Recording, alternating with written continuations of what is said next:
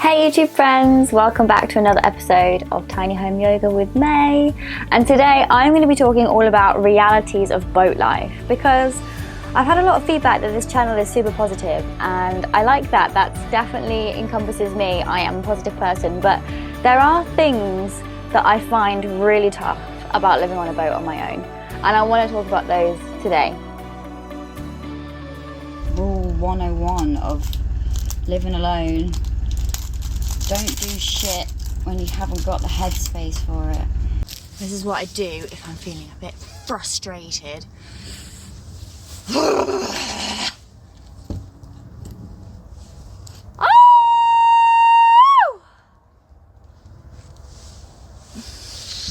Can't help but smile. One thing you do before you get a boat is you get a survey. So the boat gets taken out of the water and a marine engineer will have a look at the whole inside and outside of the boat and basically give it a real good thorough look at to make sure that there is nothing wrong with the boat and that it's insurable. And my insurance has just recently come up for renewal, so it kind of leads me down that rabbit hole of revisiting my survey and asking questions and contacting other insurers and blah blah blah blah blah. And I basically have gotten myself into a bit of an unhelpful headspace when it comes to feeling quite anxious about the boat. And that is the reality of living on a boat. It's not a secure place to live. Things go wrong all the time. I think the spouty thing just fell in the diesel tank. Oh no, what does that mean? And I've just recently looked at my survey again and just thought, oh my god, I haven't done that. Oh my god, I haven't done that. Oh my god, I haven't done that. For example, I need to do some work on the locker. There is corrosion in there and that's pretty bad. I need to basically strip it all back and repaint it. Something about a rudder blade needs repairing, which I have no idea about. Some safety things to go in the engine to make sure that it's safer in there, because there's cables and things that I can walk across. Just like maintenance stuff really, fresh water things being clipped, changing the LPG hose rails, LPG hose tails. So that's the survey list, and then here's my list of stuff I need to do. I need to get some alternator nuts. Oh, I need my little spanner. My little spanner's not working.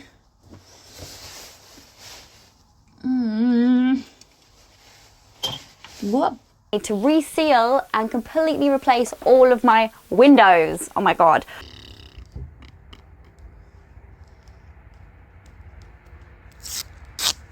Wetness all down here. And like, I'm in bed there and it's literally coming through here. I'm in the engine room undoing a vent to see if I could get some eyes on where this leak is coming from. And I just noticed how wet the wood is in the engine room, and there's only one way that could be happening, and that's the window. And honestly, every single window in this boat has a leak. Every single one has leaked, continues to leak. I've got tape all over them. I really don't know what I'm going to do, because they all need replacing and they cost loads of money to get decent windows put in. So yeah, it's a big project, taking all the windows out, putting them all in again properly, getting rid of the rust, putting proper sealant around it, like 8 times, and then including the portholes now, so there's 10 windows. I need to rebuild a hatch frame because there's a huge leak there.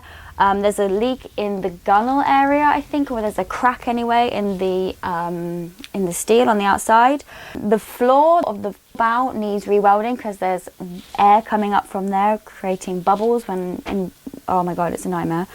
I need to weld the gas locker as well. There's some stuff there.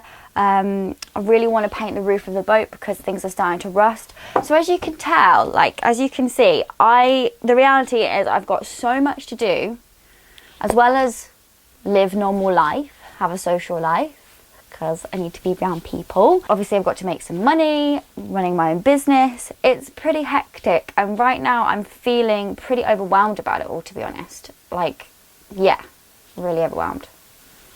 So, reality number 1. It's hard work. There's so much to do. It's endless. And cost of it as well is another worry. Yeah. Reality number 2. You hurt yourself when you're tired and stupid. Another example of reality of boat life. I've had about 3 hours sleep. I need to do this alternator belt because it's squeaky. The engine needs to go on to get charged. And yeah, it needs to be done, and I've never done this before.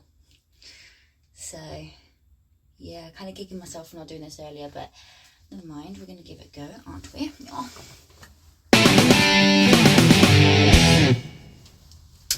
I got really excited about the fact that I'd managed to tighten the alternator belt, and then I turned up a bit and the alternator belt started squeaking really badly, so I've actually made it worse. Or I've not done a very good job. And then I saw, when I had a friend over here, he was like he touched the alternator belt. I was like, oh, I'll touch it and see if it bounces. And I touched it and I took a big chunk out of my finger.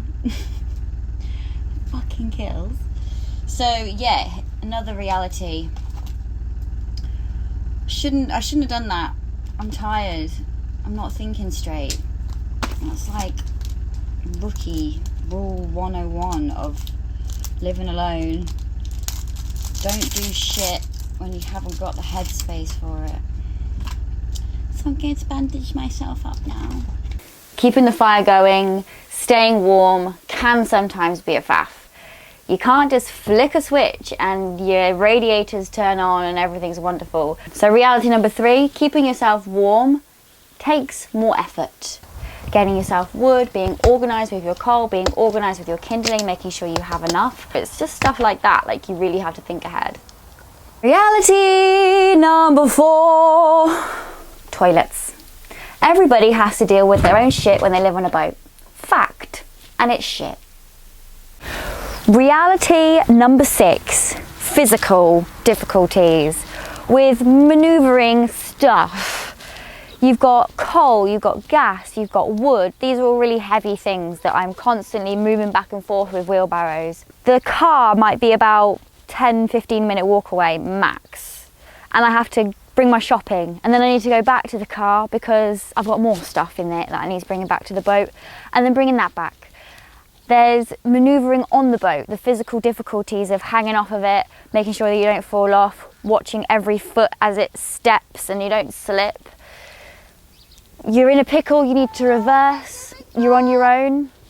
Really, really hard. You've got a pole at the back that you're manoeuvring, but the bow is, the front is coming in and out like this, swirling from side to side.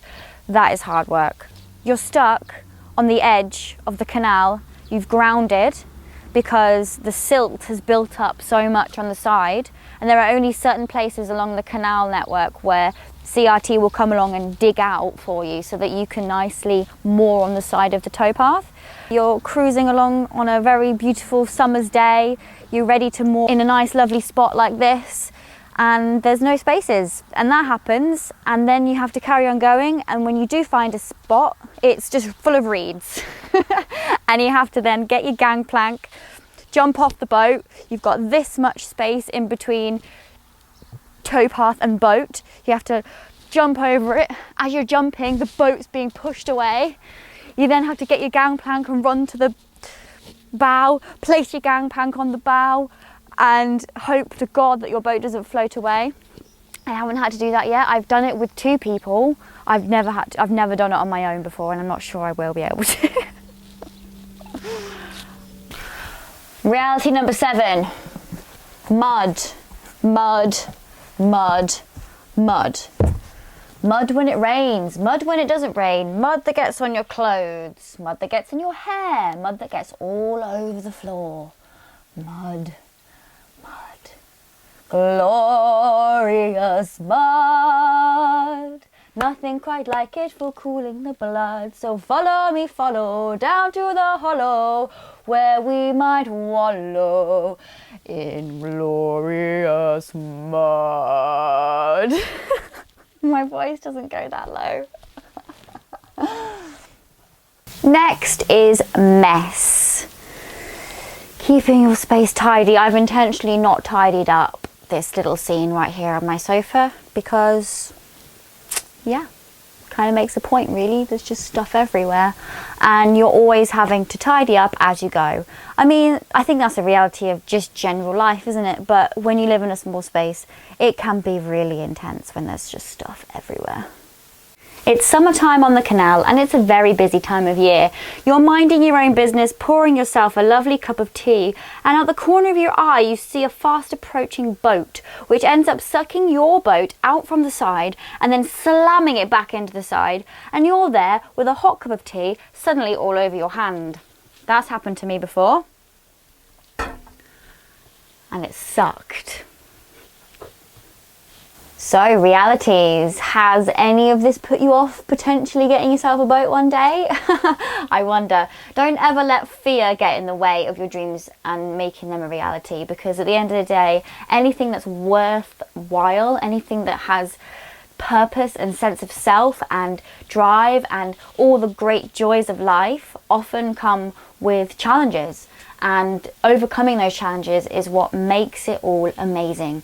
When I fix something that I've never done before, or I complete my engine service and it doesn't break down, it's such a big win for me. And things like that, they matter, they're important. So yeah, I really hope you enjoyed this episode and you found something useful. And if you've got any questions or queries, please do drop me a comment or send me an email. Also, I am on Instagram and I update regularly on Instagram with all the things I'm up to. So if you want some more stuff from me, more content, then please hop over there at Tiny Home Yoga with May. All right, see you next time. Bye.